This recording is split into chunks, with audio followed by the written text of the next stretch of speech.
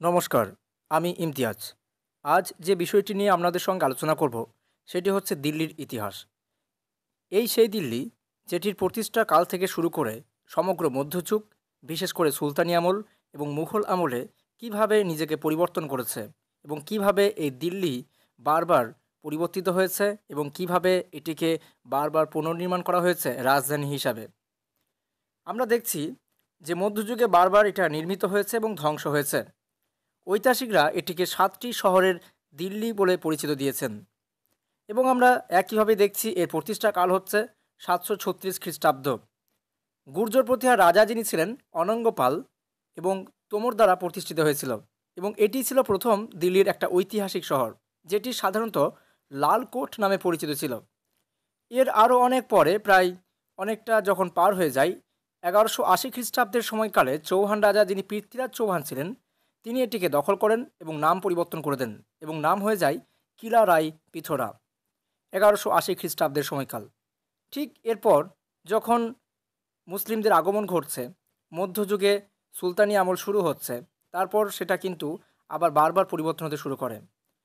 আমরা 1303-এর দিকে আলাউদ্দিন খলজিকে পাই এবং তিনি সিরি নাম দিয়েছিলেন এবং এটিকে দিল্লির দ্বিতীয় শহর হিসাবে গণ্য করা হয়েছিল। প্রতিষ্ঠা করেছিলেন আলাউদ্দিন খলজি।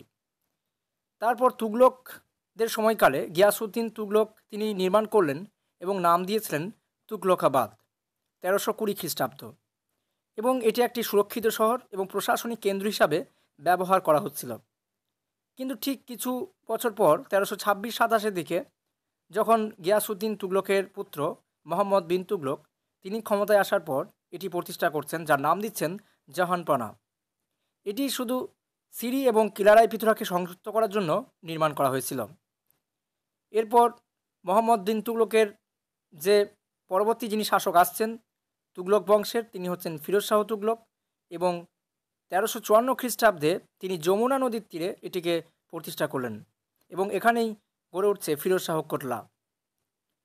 এবং পরবর্তীকালে যখন মুঘল যুগ শুরু হয়েছে, হুমায়ুন তিনি ইতিমধ্যে আমরা দেখেছি বাবরের মৃত্যু, তারপরে কিন্তু 1530-এর দিকে ক্ষমতায় এসেছেন হুমায়ুন।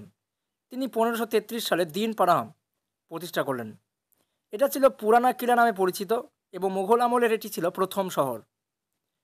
পরবর্তীকালে শাহজাহান, যিনি ইতিপূর্বে রাজধানী সাধারণত আগ্রা করেছিলেন, কিন্তু তার প্রধান রাজধানী যিনি পরিচিত দিচ্ছেন সেটিকে সাধারণত বলা হচ্ছে পুরনো দিল্লি এবং নাম দেওয়া হয়েছিল এটিকে শাহজাহানাবাদ। 1638 সালে এটিকেই তার প্রথম এবং প্রধান রাজধানী হিসাবে গড়ে তুললেন। আমরা পরের দিকে দেখছি যে এই যে দিল্লি, সেই দিল্লির যে নামটি কীভাবে আসছে, এর ইতিহাসটা কী। সাধারণত যে সমস্ত কিংবদন্তিগুলো আমরা যাই বা পেয়ে থাকি, সেগুলো হচ্ছে সেখানে সাধারণত একজন রাজা ছিলেন, যে রাজার নাম ছিল ধিল্লু বা দিলু, তার নাম থেকে এটা প্রতিষ্ঠা হয়েছিল। কিন্তু অন্যান্য কিছু সোর্স থেকে আমরা যেটা পেয়েছি সেটা হচ্ছে নামটি হিন্দি ছিল বা প্রাকৃত শব্দ ছিল, সেই নামটি ছিল ঢিলি, অর্থাৎ সাধারণত আমরা ঢিলা বলি, সেই ঢিলা থেকে ঢিলি এবং আলগা। এবং আমরা পরবর্তীকালে দেখছি সেখানে লৌহস্তম্ভের দুর্বল ভিত্তির কারণে এটা ব্যবহার হয়েছিল। আরও একটা তথ্য পাওয়া গিয়েছে, সেই তথ্যটি হচ্ছে দিল্লি শব্দটি উর্দু দেহালিজ বা দেহালি মানে হচ্ছে প্রবেশপথ, সেই শব্দ থেকে এসেছে, যেটি কিন্তু দিল্লি গাঙ্গেয় সমভূমির প্রবেশপথ বলা হয়েছে। শুধু তাই নয়, আরও বেশ কিছু আমরা রেফারেন্স পেয়েছি মধ্যযুগে বিভিন্ন সাহিত্যগুলো থেকে। সেই সাহিত্য থেকে বারবার দিল্লির গৌরবময় ইতিহাসটা তুলে ধরা হয়েছে। বিভিন্ন শাসক কিভাবে দিল্লিকে তারা ত্বরান্বিত করেছে, দিল্লিকে তারা বসিয়েছেন, দিল্লিকে পরিচিত দিয়েছেন বিভিন্ন বিশ্বের কাছে, তার আমরা বেশ কিছু সোর্স মধ্যযুগের সাহিত্যে আমরা পেয়েছি। যার মধ্যে প্রথম যে সোর্স আমাদের উপাদান সেটা হচ্ছে আমির খসরু, যিনি সাধারণত ভারতের তোতা পাখি নামে পরিচিত, গজলের জনক বলা হয়ে থাকে। এই আমির খসরু আমরা ইতিপূর্বে বিভিন্ন ভিডিওতে আলোচনা করেছি, যার জন্ম হয়েছিল 1253 উত্তরপ্রদেশ। এবং এই আমির খসরু, যিনি ভারতের তোতা পাখি নামে পরিচিত, তার বিভিন্ন লেখাগুলো থেকে আমরা কিন্তু এই দিল্লি শব্দটা কিন্তু পেয়েছি। এবং আমরা দেখছি যে আলাউদ্দিন খিলজির সভায় যুক্ত ছিলেন ইনি, ফার্সি এবং হিন্দি কবিতাগুলো রচনা করছেন, সেখানে লিখতে গিয়ে তিনি দিল্লি শব্দগুলোকে যথেষ্টভাবে ব্যবহার করেছেন এবং তার যে প্রাকৃতিক পরিবেশ এবং তার ঐতিহ্যবাহী বিভিন্ন বিষয়গুলো আমরা জানতে পেরেছি। দ্বিতীয় যে ব্যক্তির আমরা কথা বলছি তিনি হচ্ছেন ইবন বতুতা। ইবন বতুতা সাধারণত আফ্রিকার যে মরক্কোর তানজিয়ার শহর থেকে ভারতে আসছেন মোহাম্মদ বিন তুগলকের সময়কালে, এবং তিনি যে রেহলা বা সফরনামা লিখলেন আরবি ভাষায়, সেই গ্রন্থে তিনি দিল্লির পরিদর্শন করলেন এবং দিল্লির বিভিন্ন কাহিনী, বিভিন্ন যে গড়ে ওঠা যে সমস্ত ইমারত, সমস্ত বিষয়গুলো তিনি তুলে ধরছেন তার এই গ্রন্থের মধ্যে। দিল্লির মধ্যে যে সমাজ, যে প্রশাসন, যে সংস্কৃতি ছিল, সেগুলোকে তিনি খুব সুন্দরভাবে তার গ্রন্থের মধ্যে ফুটিয়ে তুললেন। পরবর্তী একটা গ্রন্থ হচ্ছে পৃথ্বীরাজ রাসো। সাধারণত আমরা জানি এই পৃথ্বীরাজ রাসো যিনি লিখছেন তিনি হচ্ছেন চাঁদ বরদৈ। চাঁদ বরদৈয়ের রচনা পৃথ্বীরাজ রাসো থেকে আমরা এটা জানতে পারছি।